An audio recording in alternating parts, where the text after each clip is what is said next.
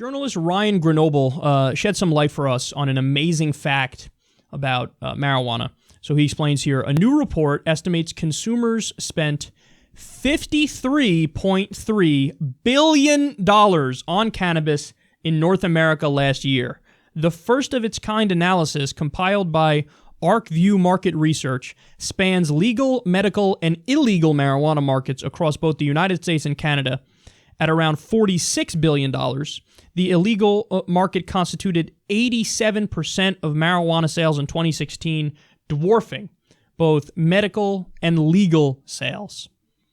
So, man, try to digest that number.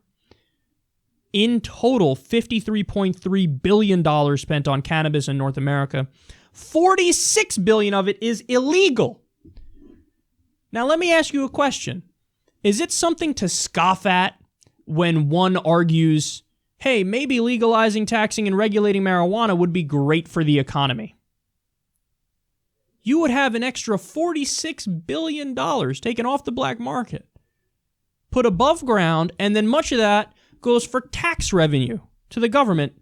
Like that, if you just legalize, tax, and regulate marijuana in Canada and at a federal level in the United States of America. $46 billion. You can't... The idea of an infusion into the marketplace of $46 billion overnight is preposterous, but it's possible if you just do the right policy that embraces liberty and freedom. So this is reason number 9,762 why you should legalize, tax, and regulate marijuana. Now, again, the most common objection to this is, crime, crime. Yeah, but the problem with that is it's exactly incorrect. So we know because we ran the experiment with prohibition. What happened when alcohol was banned? The mafia got incredibly powerful because they had a monopoly on the alcohol market. Well, that's the same case right now with the drug cartels. Because you banned it, you pushed the substances onto the black market. Who makes all the money on the black market? The drug cartels. So you see beheadings in Mexico. You see an all-out hot war in Mexico and South America because it is a literal drug war. There are turf wars. The cartels are powerful. They are a shadow government in many respects. How do you get rid of that? Legalize, tax, and regulate it.